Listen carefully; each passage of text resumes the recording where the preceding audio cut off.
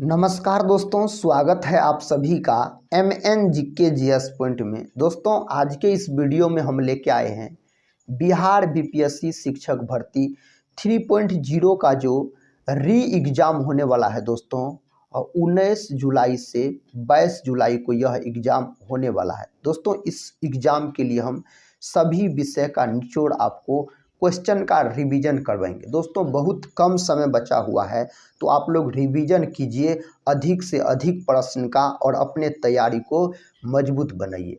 अगर दोस्तों आपका भी बिहार BPSC शिक्षक भर्ती 3.0 का री एग्ज़ाम है, तो इस रिवीजन क्लास को पूरा ज़रूर देखिएगा।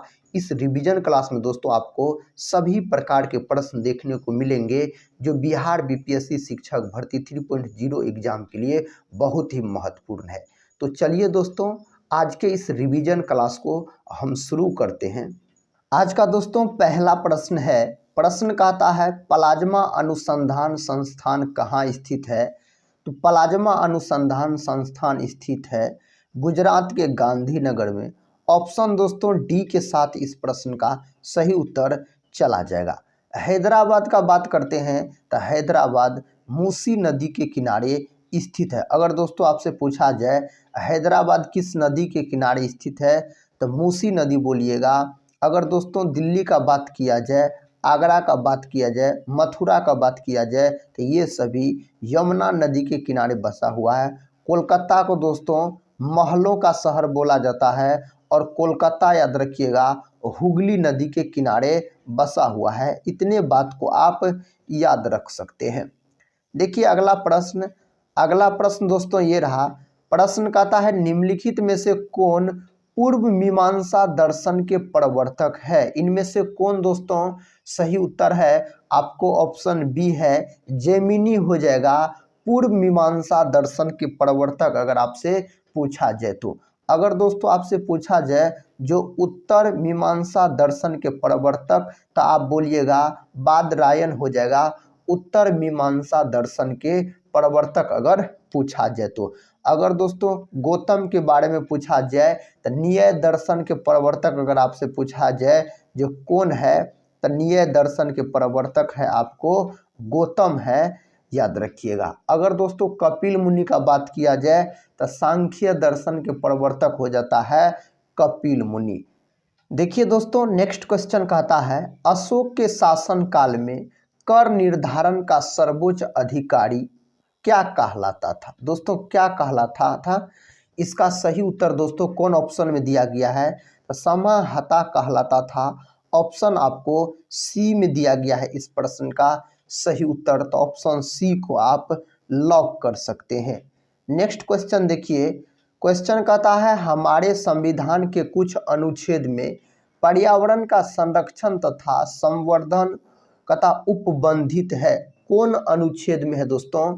तो यह है आपको अनुच्छेद 48 के क में है। विश्व पर्यावरण दिवस अगर आपसे पूछा जाए जो कब मनाया जाता है, तो आप बोलिएगा 5 जून के दिन विश्व पर्यावरण दिवस के रूप में मनाया जाता है।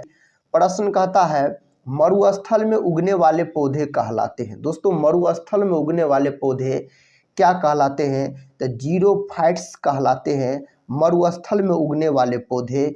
ऑप्शन सी इस प्रश्न का सही उत्तर हो जाएगा, और इस प्रकार के प्रश्न एग्जाम में पूछे जाते हैं।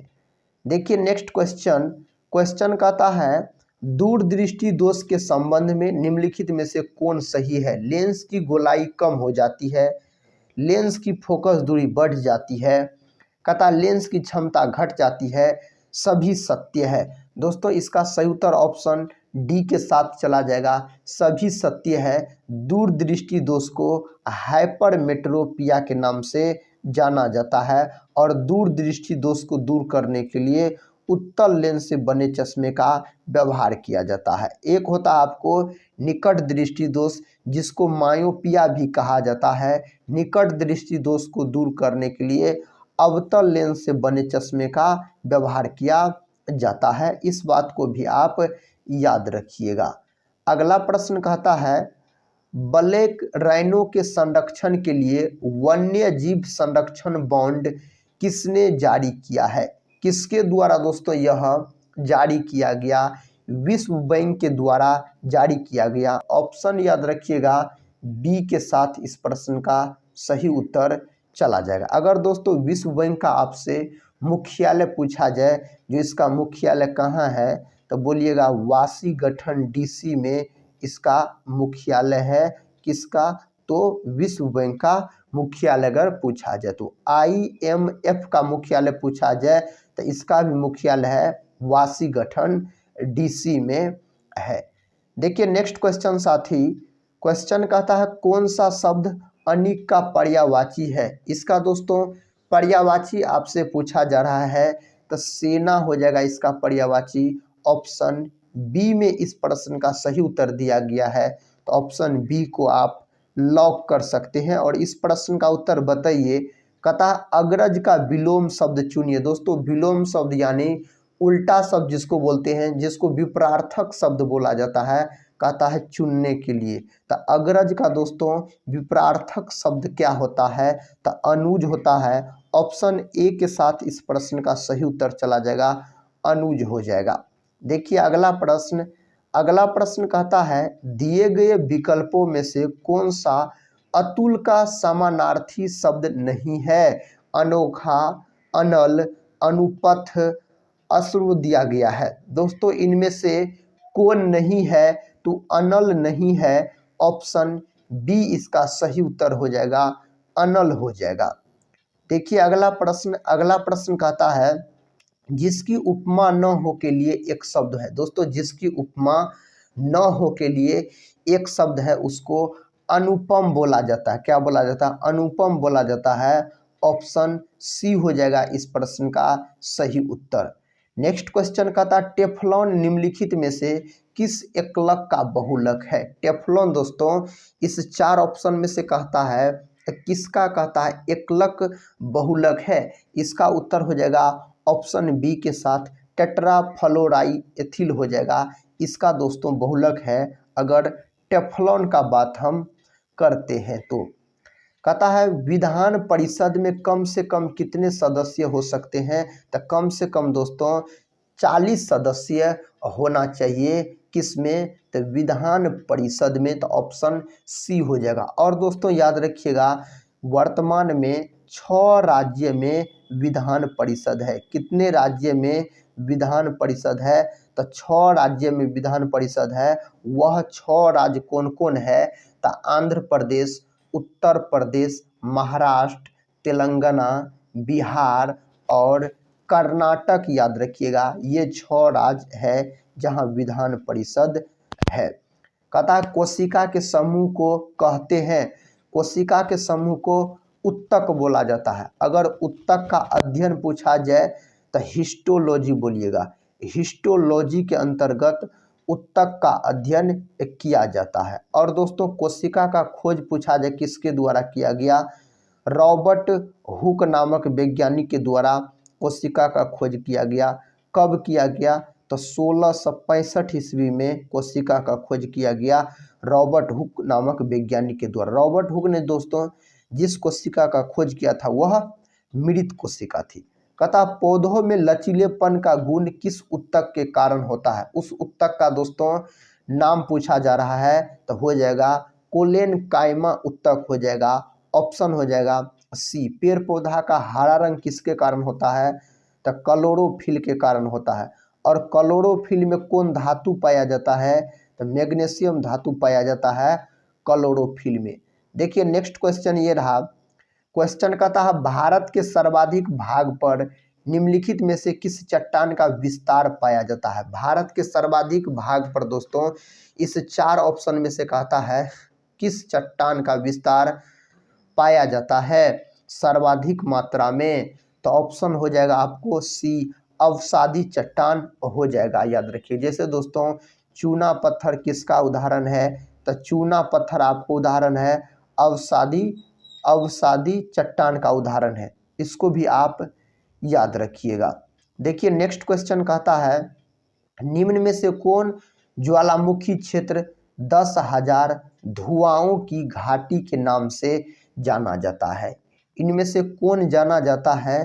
तो दोस्तों ऑप्शन आप सी के साथ लॉक कर सकते हैं। इस प्रश्न का उत्तर कटमई जाना जाता है। कौन जाना जाता है?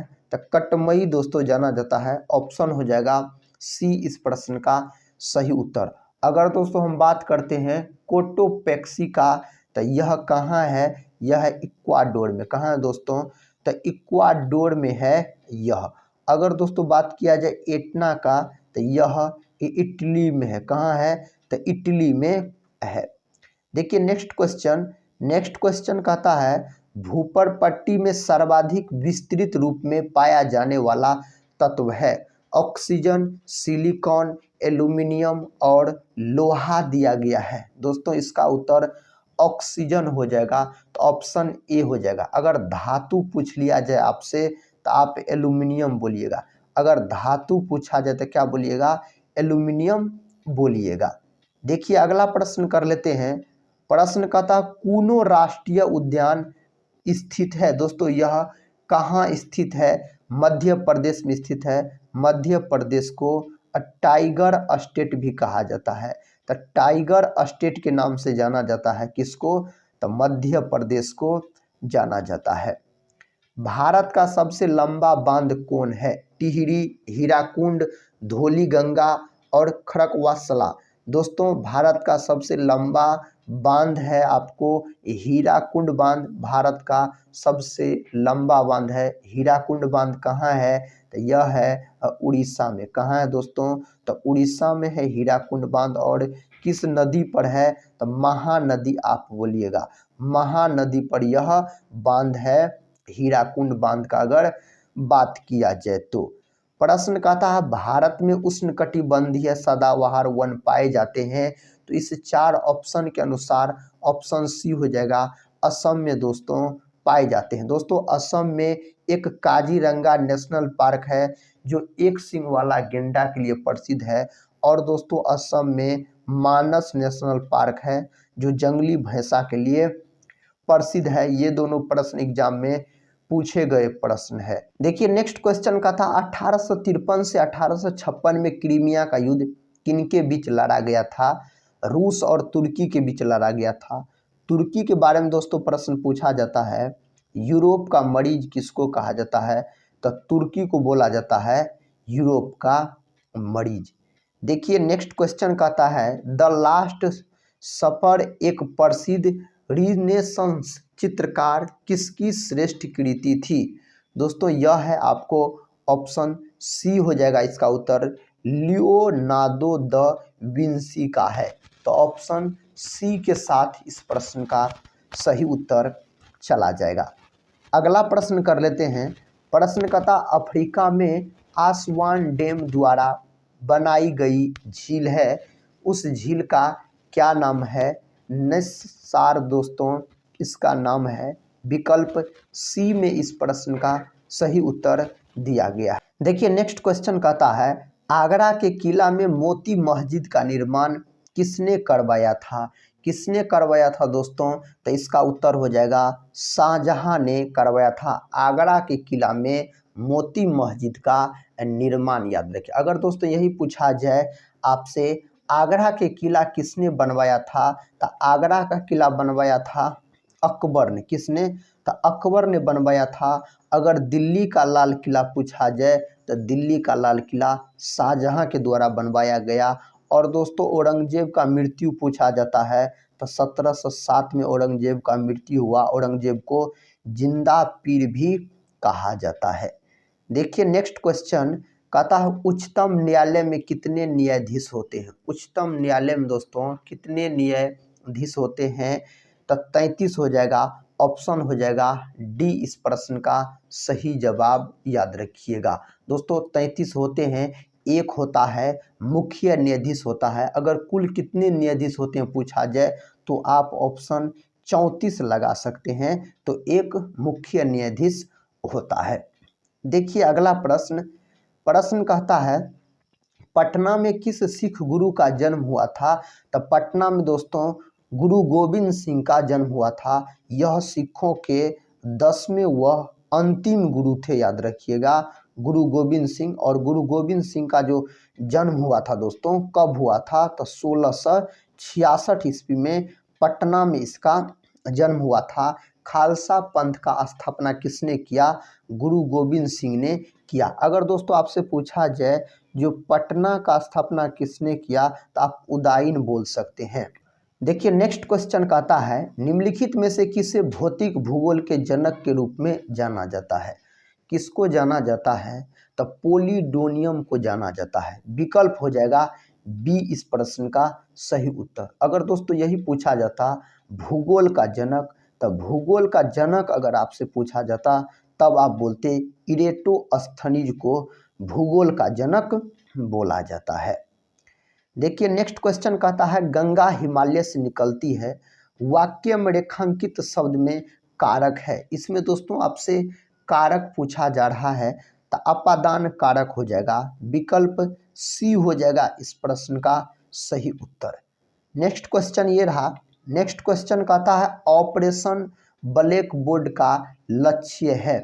इसका दोस्तों लक्ष्य क्या है यह पूछा जा रहा है, तो ऑप्शन डी बोल सकते हैं शैक्षिक रूप से पिछड़े क्षेत्र में प्राथमिक शिक्षा प्रदान करना इसका लक्ष्य है।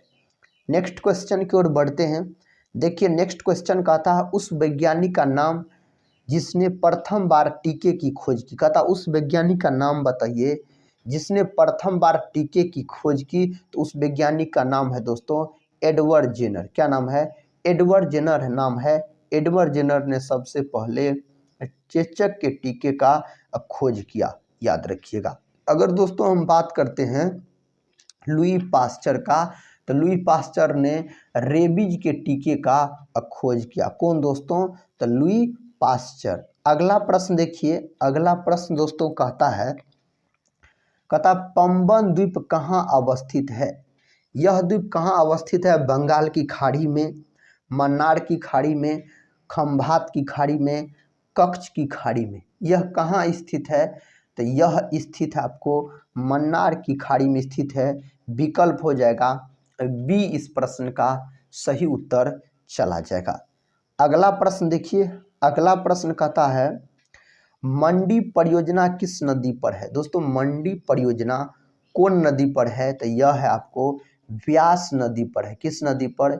व्यास नदी पर है। और यह परियोजना दोस्तों कहाँ है? तो हिमाचल प्रदेश में आप बोल सकते हैं। तो हिमाचल प्रदेश में दोस्तों यह परियोजना है जो कि व्यास नदी पर है। अगला प्रश्न का था अंडमान को म्यांमार से अलग करने वाला द्वीप समूह का नाम बताइए। उस द्वीप समूह का क्या नाम है? तो कोको द्वीप समूह है।